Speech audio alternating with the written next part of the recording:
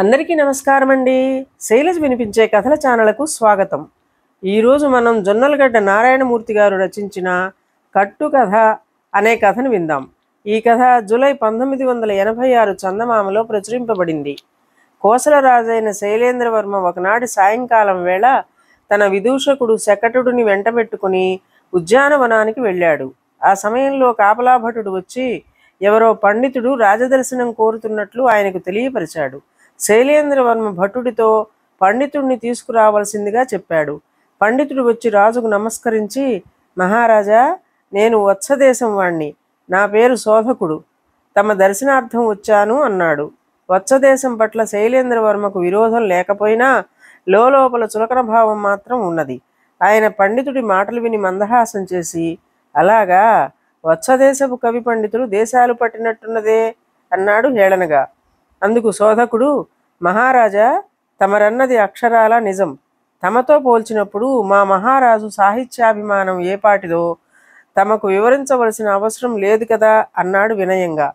ఆ జవాబుకు ఎంతగానో సంతోషించిన శైలేంద్రవర్మ, మీ వత్సదేశపు కోశాగారం పూర్తిగా ఒట్టిపోయినట్టు కనపడుతున్నది.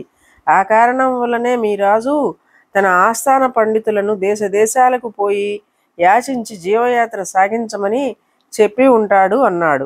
రాజు శైలేంద్రవర్మ మాటల్లోని హేళన ఏమాత్రం పట్టించుకోకుండా శోధకుడు చిన్నగా నవ్వి, తమ కోసల దేశంతో సరిపోలిస్తే వత్సదేశపు వనరులు సంపద ఏపాటివి, అందుచేత మా రాజుగారి కోశాగారం గురించి, ఆయన ఇబ్బందుల గురించి తమరు నన్ను అంతగా అడగకుండానే చక్కగా గ్రహించారు అన్నాడు. శోధకుడి మాటలకు మరింతగా సంతోషించిన శైలేంద్రవర్మ తన మెడలోని హారం తీయబోతుండగా జరగనున్నది ఊహించిన విదూషకుడు ఆయనతో, ప్రభు, ఒక్క క్షణం ఆగండి. ఈ వత్సదేశపు పండితుడి అసలు పాండిత్యం ఏపాటిదో తమరింతవరకు పరీక్షించనే లేదు. అయితే కట్టుకథలు అల్లడం అన్న పరీక్షలో మాత్రం ఈయన నెగ్గాడు అన్నాడు. విదూషకుడి మాటలకు శోధకుడు ముఖం చిన్నబుచ్చుకుని రాజుకేసి చూశాడు. రాజు కోపంగా విదూషకుడితో, అసందర్భంగా మాట్లాడకు, కట్టుకథ, అసలు కట్టుకథ అంటే ఏమిటి అని ప్రశ్నించాడు. ప్రభు, కట్టుకథ అనేదానికి ఎంతో గొప్పదైన సామాజిక సాహిత్య చరిత్ర ఉన్నది. ఈ విషయం రాత్రి మా ఇంటికొచ్చిన బంధువు, ఆయన వత్సదేశపు రాజాస్థాన పండితుడు చెప్పగా విన్నాను. అయితే ఇప్పుడు అదంతా అనవసరం. ఈ శోధక పండితుల వారికి విసుగనిపించవచ్చు. ఆయనను కాస్త వెళ్ళి ఆ పొదరింటి వెనకాల ఉన్న శిలాఫలకం మీద కొంచెంసేపు హాయిగా విశ్రమించమనండి. తమకు ఆ కట్టుకథ చరిత్ర వివరంగా మనవి చేస్తాను అన్నాడు విదూషకుడు వినయంగా. విదూషకుడు ఏదో ముఖ్య విషయం చెప్పనున్నాడని గ్రహించిన రాజు పండితుడి కేసి చూశాడు. శోధకుడు వెంటనే అక్కడ నుంచి పొదరింటికేసి బయలుదేరాడు. అప్పుడు రాజు విదూషకుడిని చెప్పదలచినదేమిటో త్వరగా చెప్పమన్నాడు. మహారాజా, మనకు ఇష్టం లేని వాళ్ళని గురించి మనకు ఎంతో ఇష్టమయ్యేలాగా ఆకట్టుకుంటూ చెప్పడం కూడా ఒక విధమైన కట్టుకథే అన్నాడు విదూషకుడు. నువ్వు చెప్పదలచినదేమిటో సరిగ్గా చెప్పు, మాటల గారడి చెయ్యకు అన్నాడు రాజు విసుగ్గా. ఈ శోధకుడు ఏపాటి పండితుడో తెలియదు కానీ నక్క వినయంలో ఘటికుడు. వత్సరాజ్యం మన రాజ్యం కన్నా చిన్నదే కావచ్చు, కానీ వర్ధనుడు తనకు సాధ్యమైనంతలో కవి పండితులను ఆదరిస్తూనే ఉన్నాడు. ఈ సంగతి తమకు తెలియంది కాదు అన్నాడు విదూషకుడు. రాజు అవును కాదనకుండా తలాడించి ఊరుకున్నాడు. విదూషకుడు ఎంతో వినయంగా, ఆ రాజు తమరు ఒకప్పుడు నలందలో సహాధ్యాయులని అందరూ ఎరిగినదే. ఏదో కారణంగా మీ ఇద్దరి మధ్య కొంత అసూయాభావం ఉన్నది.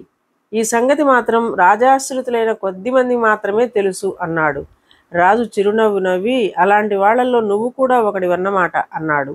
అవును మహారాజా, ఈ పండితుడిని వచ్చిన శోధకుడు కూడా ఆ సంగతి ఎరిగినవాడని నా నమ్మకం. వాళ్ళ రాజు గురించి, రాజ్యం గురించి మీరన్న ప్రతిదానిని అతడు ధృవపరుస్తూ ఒక కట్టుకథ అల్లేస్తున్నాడు అన్నాడు విదూషకుడు.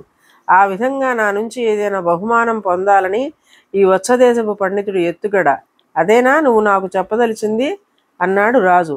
ఆ ఎత్తుగడ పారింది కూడా మహారాజా. అయితే నేను అడ్డుకున్నాను. వత్సరాజును విమర్శిస్తూ మాట్లాడటం మీ మనసుకు ఆనందం కలిగించింది. ఈ విధంగానే మిమ్మల్ని అవహేళన చేస్తూ మాట్లాడిన వాళ్లకు వత్సరాజు బహుమానాలు ఇవ్వవచ్చు. కట్టుకథల పుట్టుకకు వ్యాప్తికి మనుషుల ఈ వింత మానసిక ప్రవర్తనే కారణం అన్నాడు విదూషకుడు. రాజు కొంచెంసేపు ఆలోచించి, సరే, నువ్వు ఇప్పుడు చెప్పిందే ఒక కట్టుకథ కావచ్చు, పరీక్షిద్దాం అని భటుణ్ణి పిలిచి పండితుణ్ణి తన వద్దకు తీసుకురమ్మన్నాడు. భటుడు పొదరింటి దగ్గరకు వెళ్ళి శోధకుడు అక్కడ కనపడకపోవటంతో తిరిగి వచ్చి ఈ సంగతి రాజుకు చెప్పాడు.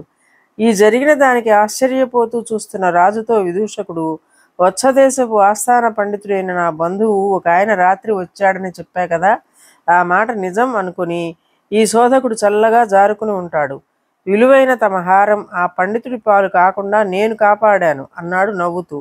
అయితే ఈ హారం నీదే అంటూ రాజు మెడ నుంచి హారం తీసి విదూషకుడికి ఇచ్చాడు. ఇదండి ఈ కథ. ఈ కథ మీకు నచ్చినట్లయితే లైక్ చేయండి, షేర్ చేయండి, కామెంట్ చేయండి, సబ్స్క్రైబ్ చేసుకొని నన్ను ఎంకరేజ్ చేయండి. నమస్కారం అండి.